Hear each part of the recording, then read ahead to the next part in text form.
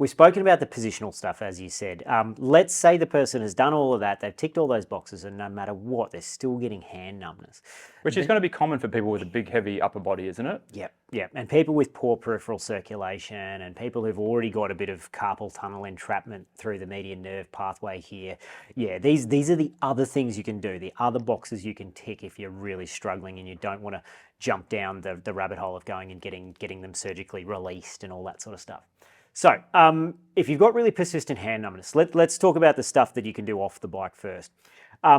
The upper back thoracic extension stretches and neck extension stretches. Now, we touched on some of these in some of our stretching videos, where the one where we had the two tennis balls in a sock and we're placing them on the back, on either side of the spine and arching our back over them to stretch each one of the thoracic vertebra into extension. There's a lot of other versions of these you can do where you hang backwards over a foam roller, that kind of stuff. But the point here is that these are all aimed at promoting thoracic extension, which is essentially turning this curvature that you tend to develop from sitting at desks for long periods or whatever into more of an upright, kind of flatter thoracic spine. This has a lot of effects on what we call the thoracic outlet, which is through here underneath your on top of your first rib, but below your collarbone. There's a bed of vascular structures and nerve structures called a neurovascular bundle, and it basically comes out from your heart and then links up with the nerves coming down from your neck and goes down your arm. There's a space in here where it can get impinged, and it gets impinged basically between the collarbone and the first rib. Improving your thoracic extension and getting rid of this rounding does tend to clear open the space. So it gives you more circulation, more nerve free flow, if you like, through there, and less chance of developing what we call thoracic outlet syndrome, which effectively is one of the first signs of it is poor peripheral circulation down in your hands.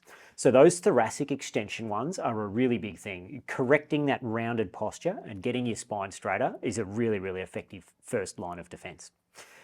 Second thing, shoulder mobility exercises. And this ties in as well. Stretches where you've sort of got your arms out wide and you're hanging back like this over a foam roller, up behind the head. Again, this is all aimed at extending the thoracic spine and freeing up these structures in the top of the thoracic outlet here. Shoulder mobility exercises can play a role in clearing that neurovascular bundle and removing some of the compression from it if there is any. So getting better shoulder mobility, and there's a million different ways you can do that, but improving your shoulder mobility can play a role. And we move down the arm a little bit.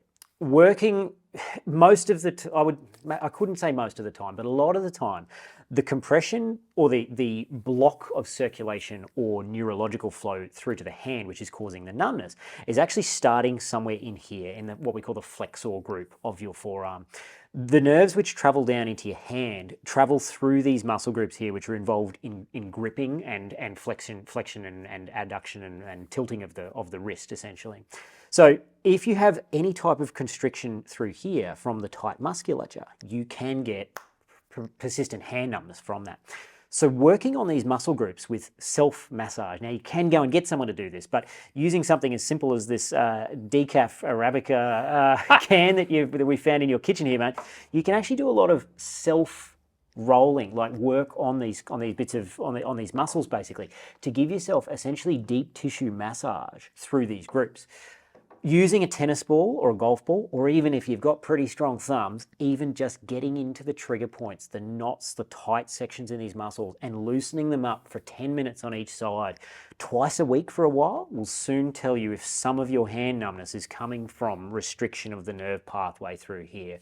And this often, people who've been sitting at desks, typing a lot, or writing a lot, or using a mouse a lot, chronic tightness in these muscle groups is one of the big key players I find in persistent hand numbness. So loosening up the flexor group works really, really, really well. After you've done that, you should do some prolonged extension stretches where you essentially have your arm out straight and then pull the fingers back and stretch the whole muscle group for long periods of time, 30 to 60 seconds at a time. Long sustained stretches after you've done that. That'll also help. Nerve stretches. This is another one. There's a bunch of different what we call upper limb nerve stretches. The classic one.